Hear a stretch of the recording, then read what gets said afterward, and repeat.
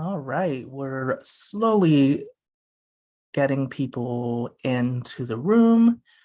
So if you want to, as you're coming in, if you want to let us know where you're tuning in from, if you also want to let us know what brought you here tonight, if you have a burning question that you really want to put in the Q&A before it leaves your mind, please do any or all of those things.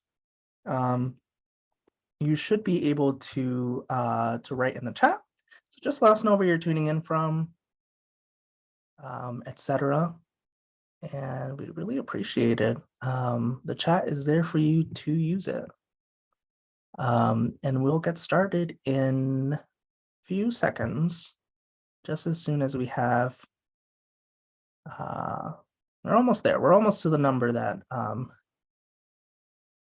have registered. It looks like we have someone from Brooklyn and Bellingham, Washington, and San Francisco.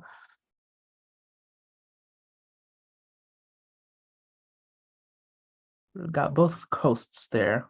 Havertown, Pennsylvania, and Berks County, Pennsylvania. There's Torrington and Ellington and West Hartford. And I will go ahead and get started. Springfield, Mass. That's over my neck of the woods. So if you don't know me, I'm Omar Acevedo, and I'm the Literary Program Coordinator at the Mark Twain House and Museum in Hartford, Connecticut.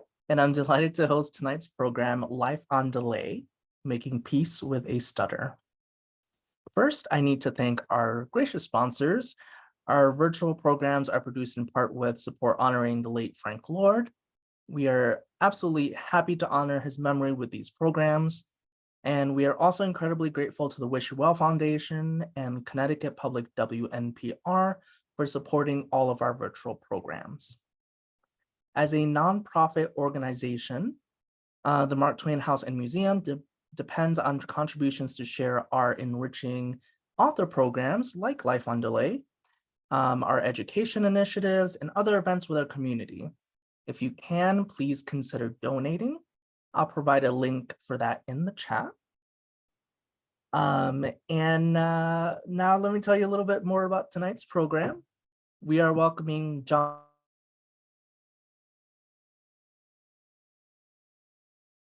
Hendrickson and Clint Smith for a journey of the personal dynamics, professional challenges, and complex issues that stutterers like him face daily. Our author, John Hendrickson, is a senior editor at The Atlantic. He previously wrote and edited for Rolling Stone, Esquire, and the Denver Post. His Atlantic feature, What Joe Biden Can't Bring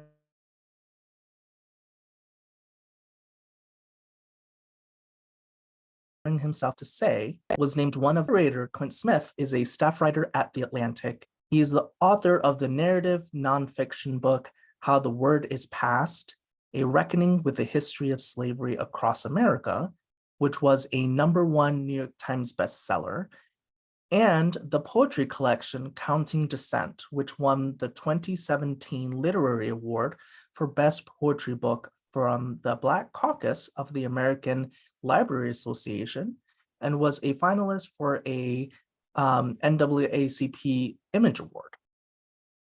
As I said, we encourage you to have a conversation in the chat. If you have a specific question, you can post that directly into our Q&A section. Please also note that you can click on live transcript to see live auto captioning of this event. And finally, and perhaps most importantly, I will be putting a link in the chat to purchase Life on Delay through our museum store. Your purchase will support our museum and our honored guest. Please sit back and enjoy this wonderful conversation that Clint and John will be having. Over to you. Thank you so much, Omar. And thank you all for tuning in from all across the country. I am very excited to be here with my dear colleague, John Hendrickson, to celebrate the fantastic book that he has just published. I got to say, we're what, 3 years into this now, and and this is one of the wonderful parts of, to the extent that you can find silver linings in everything that's happened, the sort of opportunities for these sort of virtual events to happen when they can happen alongside in-person events is really great, because if you're a parent of young kids like me, or for some reason you are unable to get to the bookstore at prime bedtime, it's great to be able to tune in and hear some of your favorite authors, no matter where you are, as long as you have connection to the internet. So it's very cool that we've moved into a space where we can continue to do this. I also want to say that sometimes one of the big differences between in-person bookstore events and virtual events is that there's a different social pressure to buy the book when you're in person, because it's like, are you really going to come to that book talk and not leave with the book? But I'm here to create that social pressure for you before we even start. So I want you to go in the chat, click the link. If you have not bought this book for some reason, go buy it now. It is a book that is going to be with us and be part of our literary landscape for a long time to come. As I said in my blurb that's on the back, it is one of the most human, empathic, thoughtful books that I have ever read. And I was so lucky to get an early sneak peek of this. And I'm very excited to talk about this, the sort of process of putting this book together with John. John, how you doing, man? Man, thank you, Clint. Like, I'm just beaming, listening to everything you just said, just totally overwhelmed. For everybody tuning in, thank you. I appreciate it a lot. As Clint said, it's bedtime, dinner time. You could be doing anything. I appreciate you tuning in here. Thanks, Mark Twain House, for hosting this. Thank you to my partner here, Clint. I was a big fan of Clint's writing before he got to Atlantic, and I've only become a bigger fan ever since. And it's an honor to just be here. Appreciate it, man. So I want to start. One of the things, I think you've had a lot of conversations, obviously, over the last few weeks about some of the ideas in this book, and we're going to talk about that. But I also want to talk because you have been a senior editor, but now you are a staff writer at the Atlantic. So you will, although the editorial team, I'm sure, is very sad to lose your specific editorial skills, we in the staff writing world are very happy to have your time and energy focused primarily on your literary escapades, of which this book demonstrates are so fantastic. And so what I want to talk a lot about tonight is the sort of craft of of this book, of your sort of journey as a writer, and putting that in conversation with some of the content in the book. So what I'm curious about is maybe give us a sense of how this book started. Like, did it start from the piece about Biden that the entire world read a few years ago, or were you sort of wrestling with these ideas before? I'm curious of what this sort of origin point of the book was. Prior to writing that article, which was 2019 about Biden, I had never written anything about the topic of stuttering for public consumption. I obviously lived as a person who stutters, but I didn't bring that to the surface of my identity. And talk about it with friends or family, or like I was a journalist walking with the world's worst kept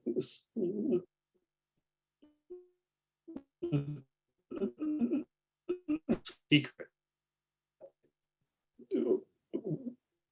When I published the article, which was about a week before, I was totally overwhelmed by the response. people who stutter from all over the world began reaching out to me. Messages, emails, letters, every platform. And many of these messages I was receiving, they would say, I've never told anybody this, but, and then people would tell me their life story. And it was totally overwhelming, but in a very positive way. And it was an honor. And as those messages kept coming in, day after day, week after week, month after month, it made me think there's more to explore here, and there might be a book here.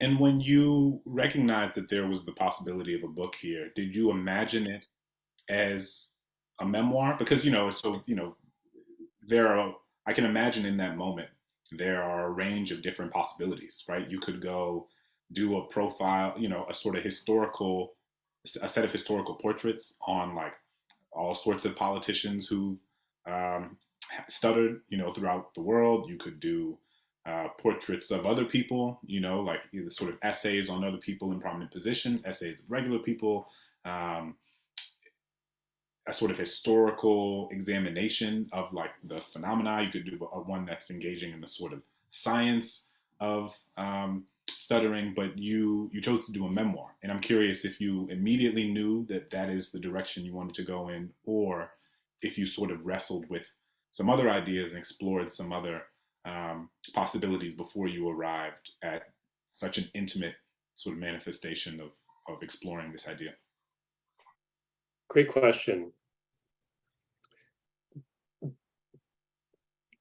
I think I wanted to just write a book that I wanted to read.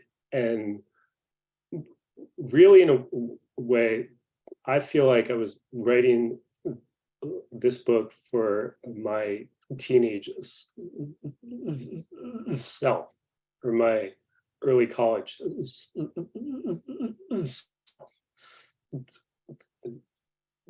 To be honest, I've always been terrible at math and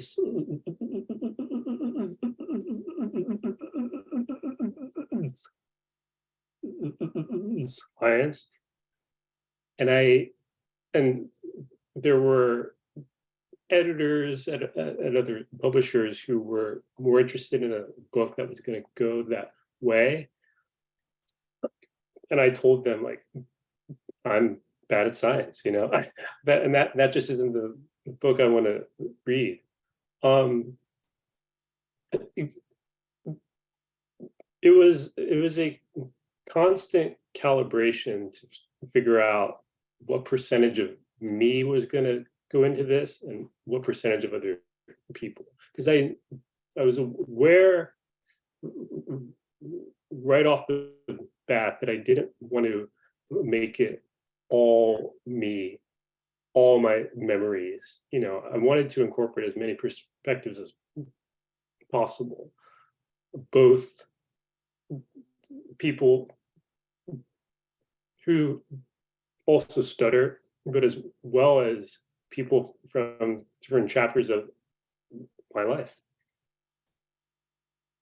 Is there a sort of was there any literary tradition of writers who had stutters that you could tap into? Like, did you feel like you were part of a lineage of writers who were navigating that as part of their lives, or was that something that you weren't cognizant of? Was it something that you had when you were young? You kind of talked about, and I resonate with this a lot because I always tell people that I wrote How the Word is Passed for like a 15 or 16-year-old version of me, right? Mm-hmm. To try to write the story. It's the old Toni Morrison adage that so many of us know, right? Like if there's a book you want to read and it hasn't been written yet, then you need to be the one to write it. Mm-hmm. I know that I wrote my book because, first and foremost, because I wanted to try to create the sort of text that that would have been helpful and generative and meaningful for me when I was trying to make sense of who I was in relation to this country, in relationship to the world. And so yeah, I'm curious if what the sort of landscape of writers who have lived with or lived with stutters is, and if that's something you were cognizant of and felt like you were writing into, and how you thought about that. Well, let me just say for our viewers, if you're one of the 5 people in America who is yet to read How the Word Is Passed, make time for it. It is a monumental achievement. It's one of the best books written in decades, and beyond being the bestseller, won the National Book Critics Circle Award, among many other awards and accolades. So make time for it. I'm honored to have it on my shelf. That is a great question. There are legions of writers who have dealt with being a person who stutters or with other types of impediments, language impediments, etc. Chris Hitchens, John Updike, there are tons. What I connected with most, I think, were all the musicians who either are people who stutter or were. It is a long list. Elvis Presley, Bill Withers, Kendrick Lamar, Carly Simon, Ed Sheeran, Noel Gallagher. It goes on and on and on and on. And music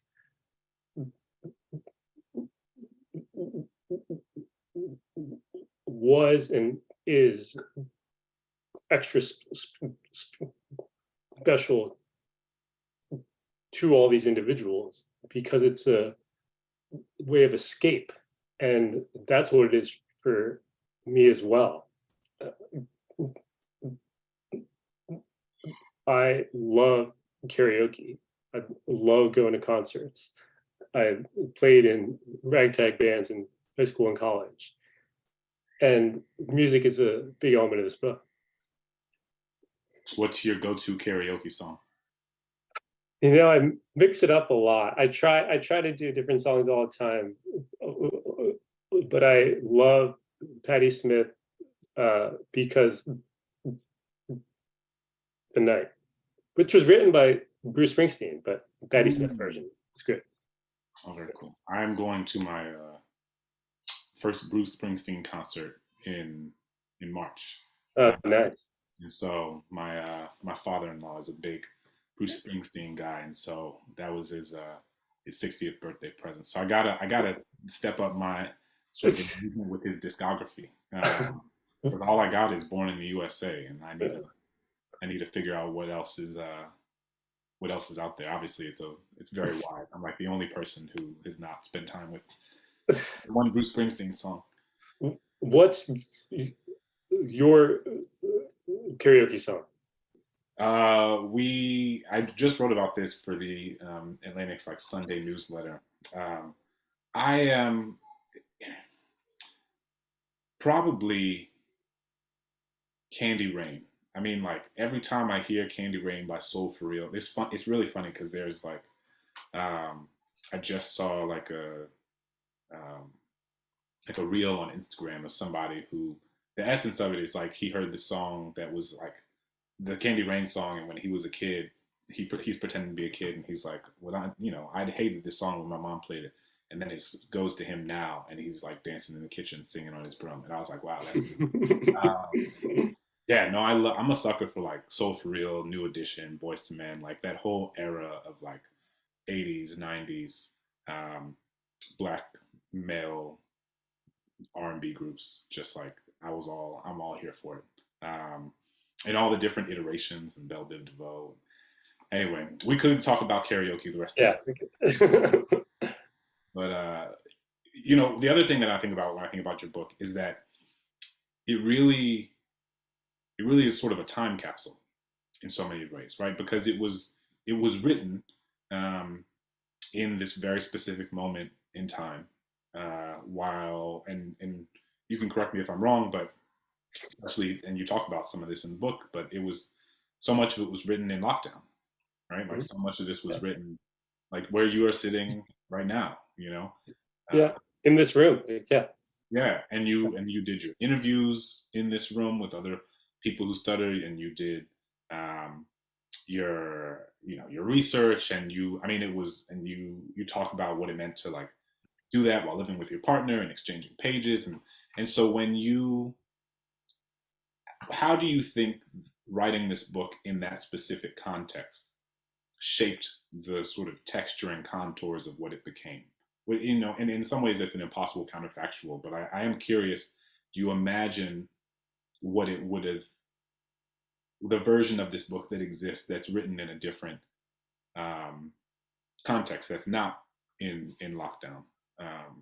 Or is it even, or, you know, or is it written if you're not in lockdown? Wonderful question. And it absolutely was affected by the pandemic.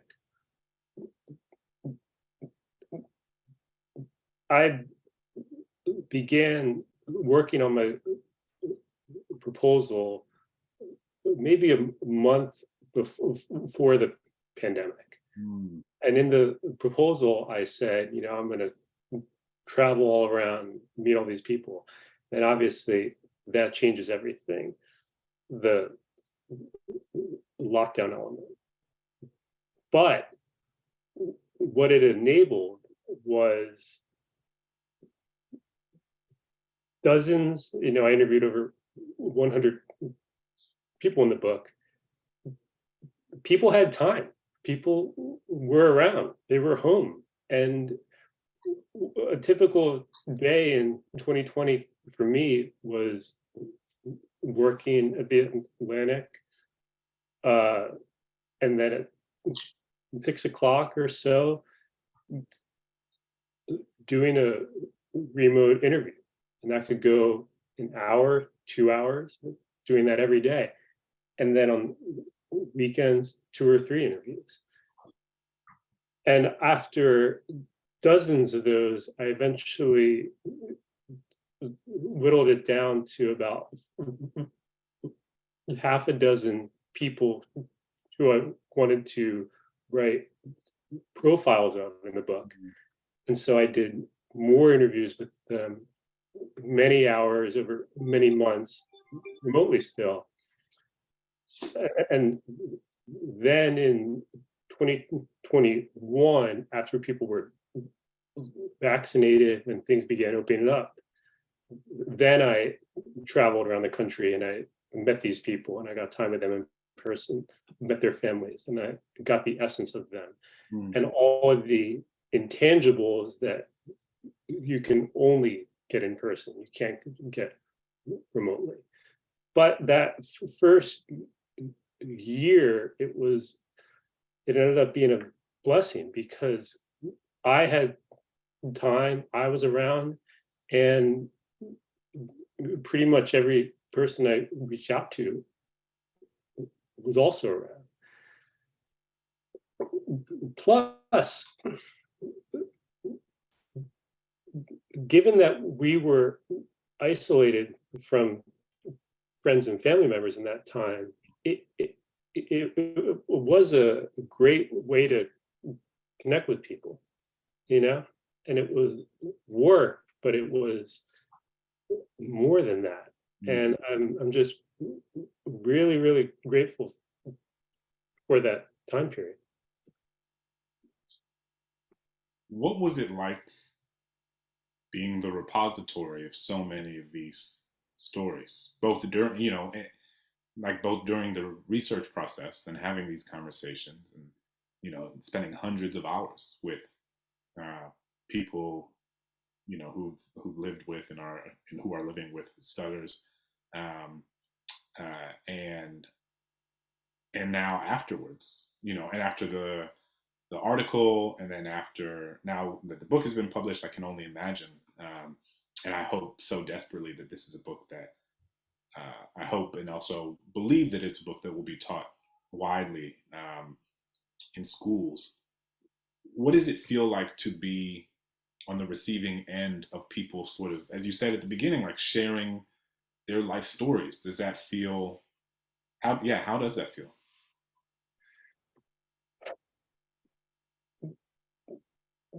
It's like every emotion at the same time, Mm. which is also the way I would describe publishing a book. I don't know. Is that how you have felt publishing books? Yeah, I mean, it's a sort of overwhelming experience, but so it's overwhelming, as you kind of say, like in the best way, right? Like I feel so many incredible books are written all the time that never get the attention that they deserve for one reason or another. And so that anyone, like besides my mom, and my wife, have like taken the time to read the book is remains remarkable to me. Mhm. And so when people share, stories of, I get emails from people who are like, I shared this with my dad, and we had never talked about this kind of thing before.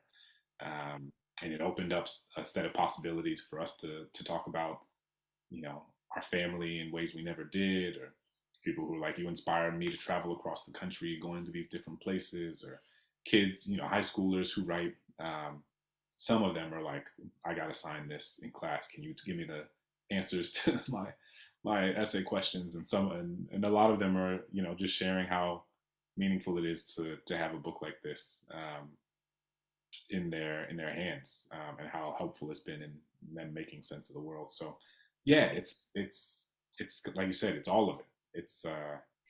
It's inspiring, it's exhausting, it's generative, but it is. I just feel so lucky. So that's exactly it. And it's like 10 different emotions at the same time, and all of them are turned up to 11. But my focus is truly on gratitude. Just the fact that people would take time out to log on to this, the fact that anybody would come to any other book event I've been doing, the fact that they would use a bit of their paycheck to buy the book, or to take a couple days to read the book when they could be watching HBO. It means everything. And the after effect of that, when a person takes the time to write what in some cases is a 1,000-word email, and tell you things they haven't told others, Mm. it's overwhelming, but it's an honor. And I truly view it as an honor. And I read everyone, I reply to everyone. How did you think about the process of like transposing an auditory phenomenon onto the page, right? Like, how did you think about what the text and the language would look like when you were trying to convey the different manifestations of what stuttering was, or sounded like, or felt like? Like, how did you think about, how do you write what blocking is, or feels like, or looks like? Or did you have examples of what that could be like, or did you have to kind of come up with it on your own? Well, our brilliant colleague, Oliver Monday, design my cover here, and I just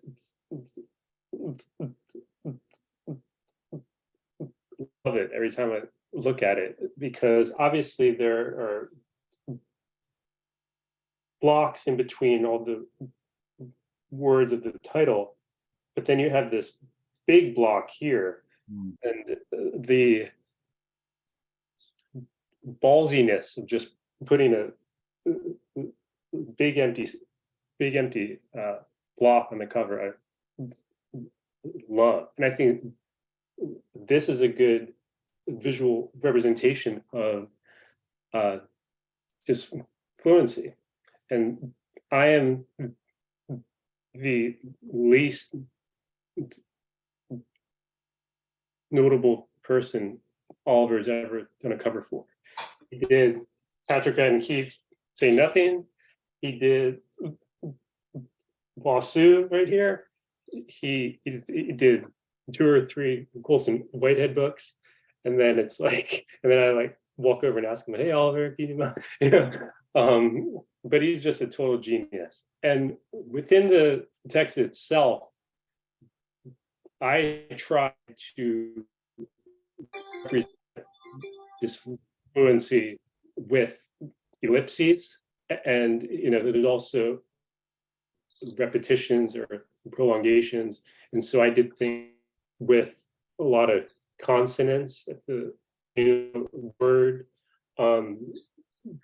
indentations. You know, there's a lot of ways, but I was conscious of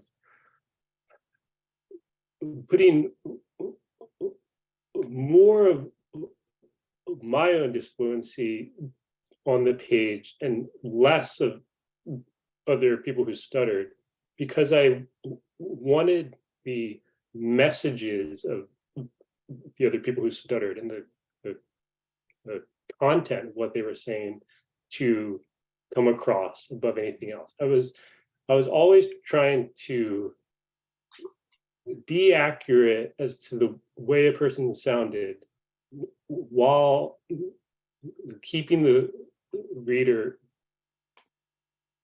engaged and keeping them in the text, because too much visual trickery, you know, avant-garde presentation, it takes you out, you know. And the main thing I try to do here is write with clarity and momentum and keep the reader engaged. Said like a true magazine editor.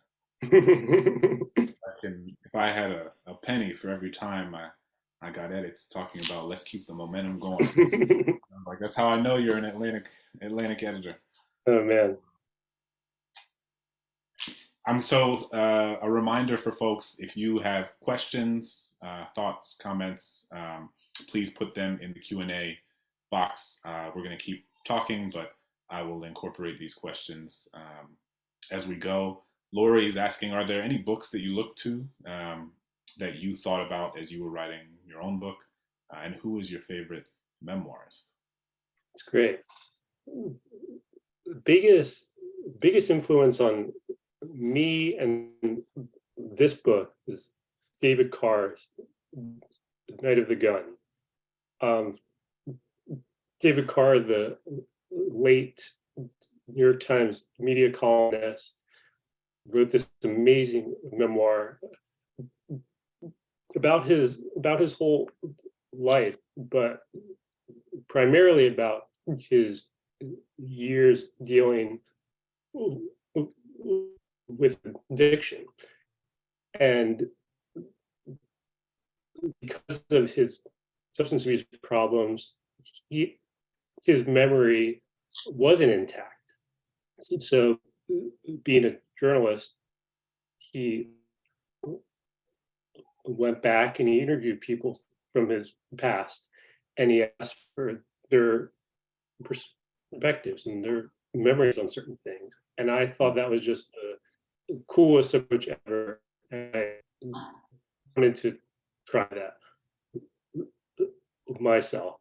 And so I interviewed my kindergarten teacher, my second grade teacher and my sixth grade girlfriend. I didn't have any idea if they would remember me or if they'd have any recollection of the way I talked, Mm, or if they would want to talk.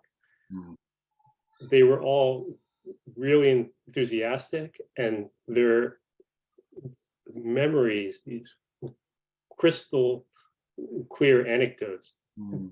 blew my mind.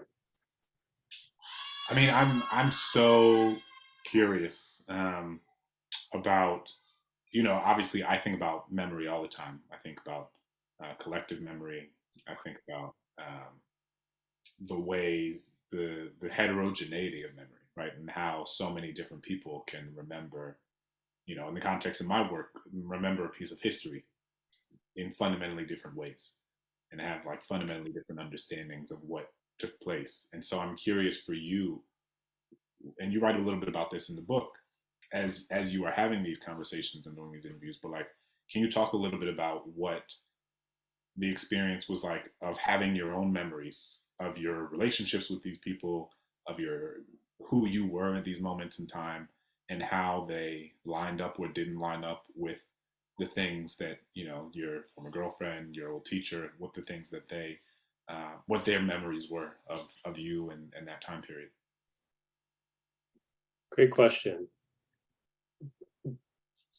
I'm happy to report that my memories were accurate. You know, nobody's memory is ever 100% accurate, but mine weren't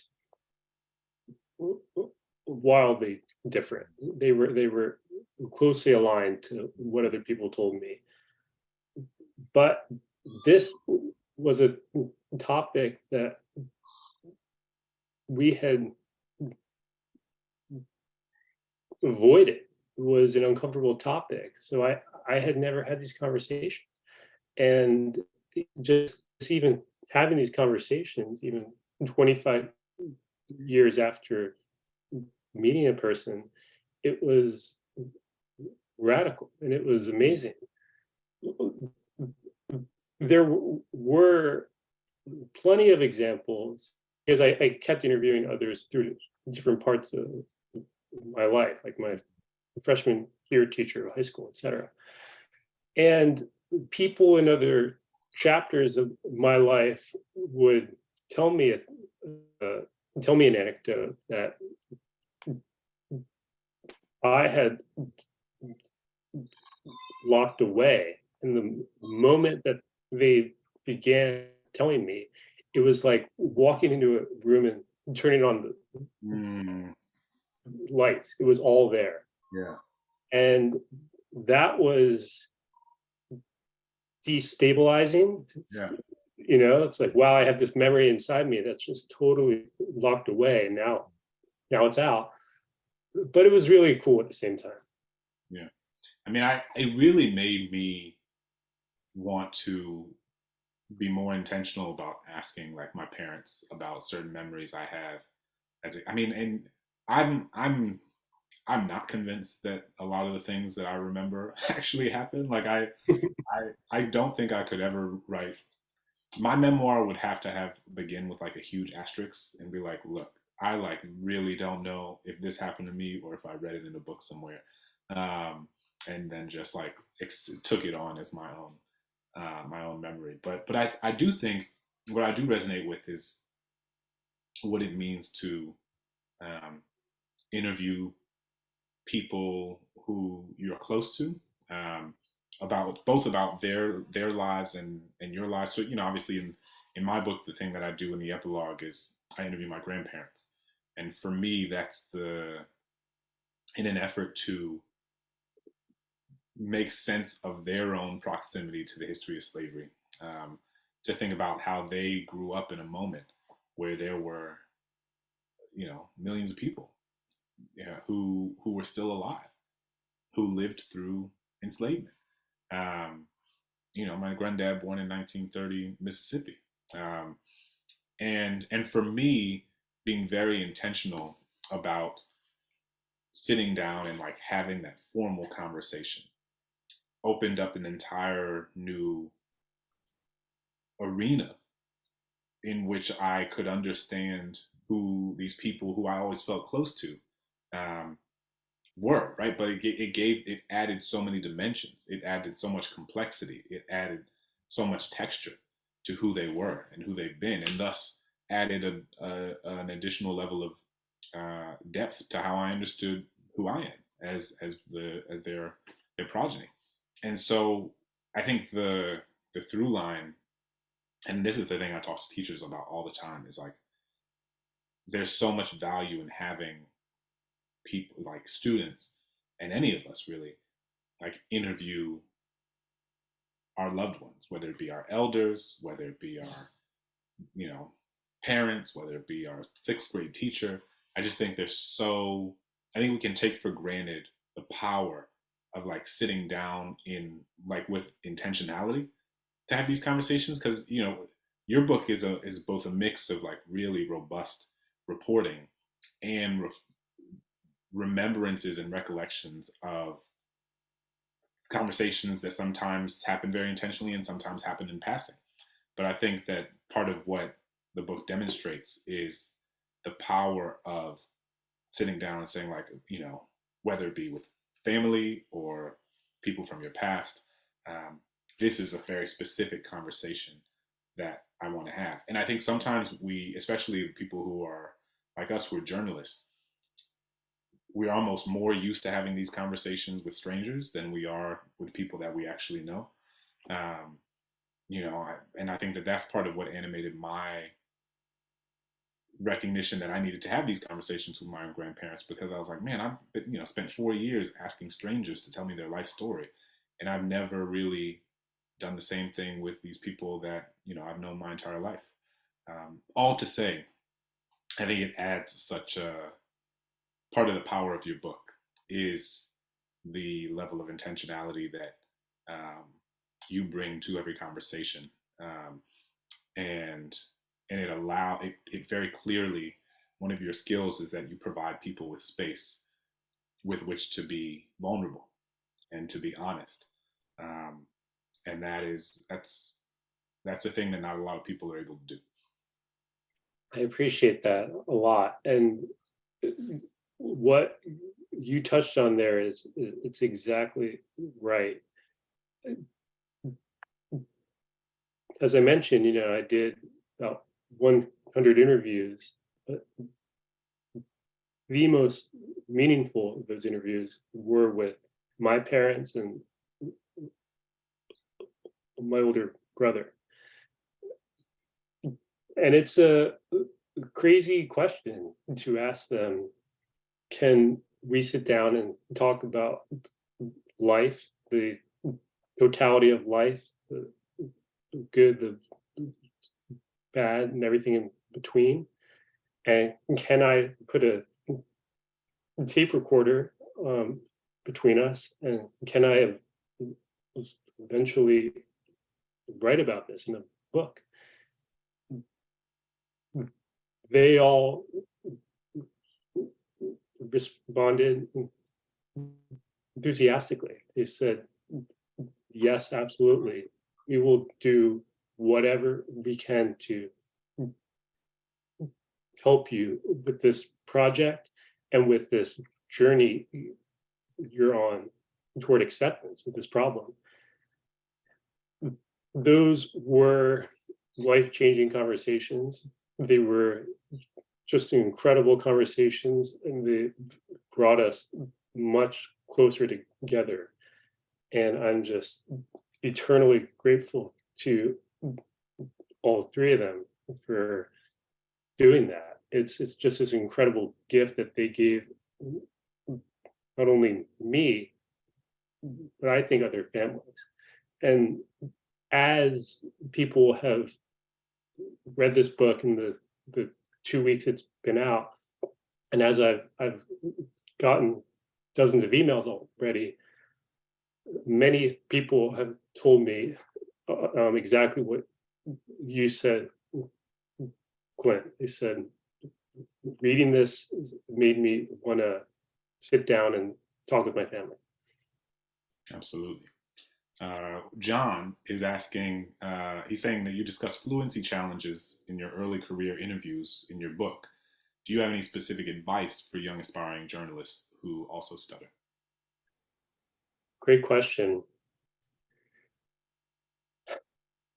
I think the best thing you can do is disclose that you're a person who stutters right at the onset, or even before. If you're emailing someone to schedule an interview, tell them in the email, by the way, I'm a person who stutters. There will be pauses in our conversation, there will be blocks, but it doesn't mean we have a poor phone connection. That's just how I talk. Get it out of the way. Is that something you feel like you had to do? Like, were there certain contexts in which in your life you did that, in certain contexts in which you didn't? Or did you feel a sort of pressure to do that for every person you met for the first time? Like, how did you think about what, the thing that would be very conspicuous? And like, do you lead with it? Do you talk about it after? Yeah, I'm just curious how you thought about that, both in a personal and professional context. I've been a professional journalist for like 13 years, I guess. And then had some internships prior to that. But, I've been in the workforce for 13 years. Only in the past 3 to 5 have I been remotely get comfortable doing that. It's hard to lead with that. It's hard to put that out there. It's easier to hope they don't notice, and that's naive and insane, but it's just a younger, more immature, less fully formed version of myself went that route, and I missed out on a lot of opportunities, and I avoided a lot of interviews. There are a lot of things I would have done differently, but with each occasion of disclosing, putting it out there, it gets easier and easier, and now I can do it comfortably without a big weight attached. That's great. What advice do you give? This is from Nancy. What advice do you give teens and young adults who often feel they are the odd man or woman out because of their speech impediment? That's how I felt. That's how I felt. And so the first thing I would say is, I understand. I would never say you're crazy. I would never say like nobody cares. I would say I understand. Yeah.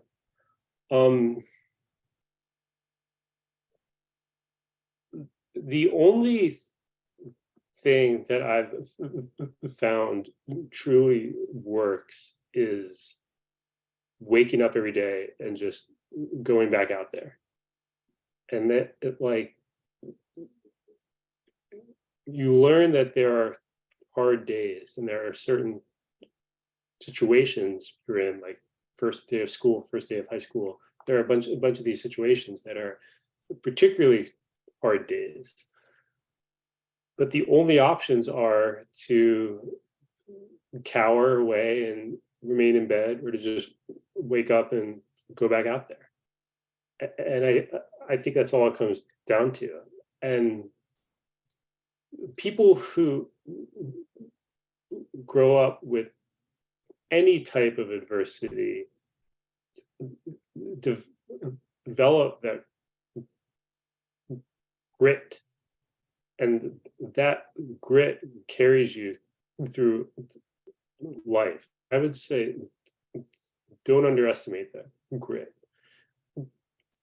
Clint, you're friends with Amanda Gorman.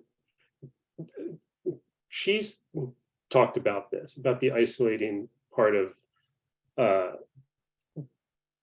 having an impediment. I'm on mute because this is, and I told you this before, but this is prime bedtime. Yeah. So there's likely you'll hear a cacophony of laughter and crying and tantrums and everything in between. Yeah, no, this is, so it's interesting. I met Amanda Gorman when she was I think a sophomore in high school, because I went and did a reading at her school in California. Um, and and she was at that time the poet laureate of Los Angeles, um, and it's I mean it's been remarkable to see her rise. It's been remarkable to see the thoughtfulness with which someone so young has used their platform, um, and the level of intentionality she has brought to these sorts of conversations. Right, saying like I'm someone who was in speech therapy my entire life. I'm someone who um, has navigated, what it means to have a speech impediment and to always be cognizant of this in every interaction that I have. And I think she, very similar to you, is recognizes uh, that, well, I can't speak for you, but I think that part of what Amanda believes is that it is both an important part of her life and her story. It is also not the totality of her life and her story, um, and that you both engage with it and discuss it and take it seriously and consider the ways that it shaped you as a writer, as a person, as a human being, um, but also to not fall into a sort of reductive trap of the ways that it has of feeling anchored to or tethered to the the struggles that having a speech impediment um, has inflicted has and the stress and difficulties that it is inflict for lack of a better word inflicted on her past. So yeah, no, I think it's I think we are in a moment where, because of folks like Amanda and folks like yourself, because I'm a high school teacher, I think all the time about young people, and I just and there's a reason that so many of the folks who are joining us today are parents of young people with speech impediments, are teachers of young people with speech impediments, and I'm curious what it feels like for you to be moving into this space of like a sort of like a person that younger versions of who you were now look up to, right? Like you are this person that has demonstrated a new set of possibilities, both for what a career can look like and also what it means to directly address this thing that so many young people try to hide, right? That you talk about having tried to hide or not discuss. How does it feel stepping into that role?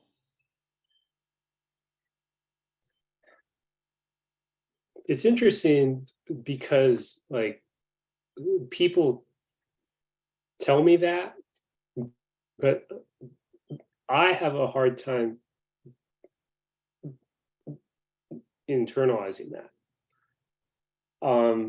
Maybe that's just How does it feel to be a hero? so yeah, those I can't. Oh my god! If anyone ever says that, I'm like, maybe it's a manifestation of my own insecurity and anxiety and like bad self-talk that I'm battling against. I think any person who stutters battles against all that. but I continue to have lots of conversations with teachers, therapists, parents, and teenagers, and and it's amazing just to connect with them. Certainly, as a teenager, I didn't envision writing a book about this topic. I didn't envision giving a book talk or doing any sort of public event, talking into a microphone at all, or going on TV or radio, or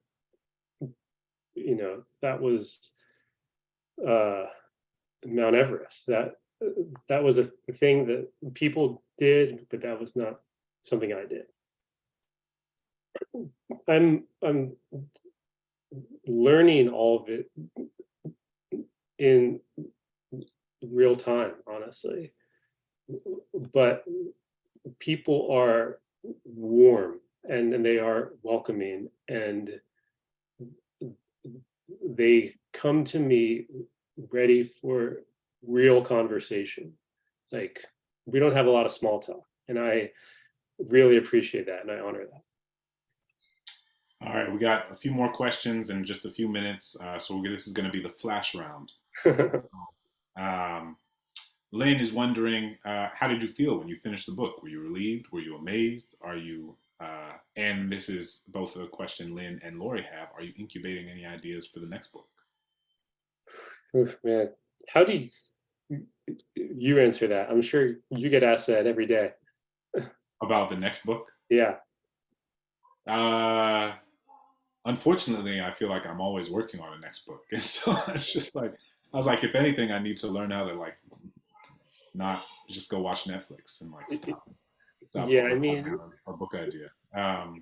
Yeah, I'm curious. Well, I want to enjoy this one as long as I can. I promised my wife that I wouldn't think about doing another for 10 years. But if and when that day comes, it'll be about a different topic. I don't think I would write another personal book, another memoir, not about this topic or even about disability. I think I could eventually see myself writing a book about music, but it would have to be tighter than that. It couldn't just be about the topic of music. Obviously, it has to get pretty tight. When I finished it, though, it was a great feeling, but there's always that like question in your mind, like, was it really finished? And then you just reach a point where like you gotta let it go, and that's that. Yeah, you just gotta finish it.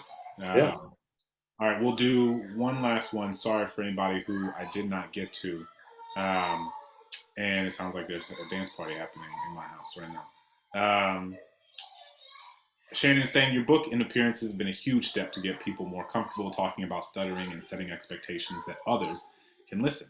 What do you think is the next step for society, schools, the workplace to make it easier for those with speech disfluencies to engage and succeed? Great question. My answer to this is always deceptively basic, which is treat a person who stutters like any other person. Don't pat us on the head, don't coddle us, don't baby us.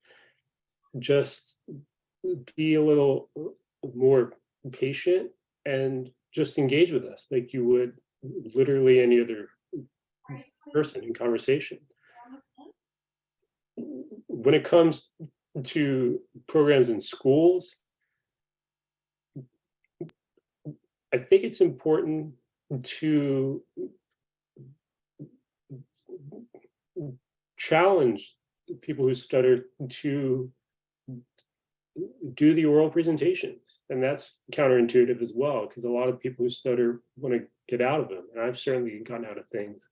But it's important to learn those life skills, and I think just the collective ongoing effort of destigmatization is the best and most important part of all this. We've unfortunately run out of time, but John, it's been a pleasure, man. All of you, get this book now. Buy 7 of them, buy 12 of them. Use them as building blocks for your children. It's such a fantastic book, and I'm so I really never read anything like it, and so I'm so grateful for your generosity to so many, and it's just I feel so inspired by watching how inspiring you are to so many. Like I can only imagine all of the people I've been following on Instagram your tour, like all of the stutterers who come out and have just, who talked about what you are, the confidence that you're instilling in them, and the set of possibilities that you're allowing people to begin to step into and to imagine. So such an important book on so many levels. Everybody go get Life on Delay.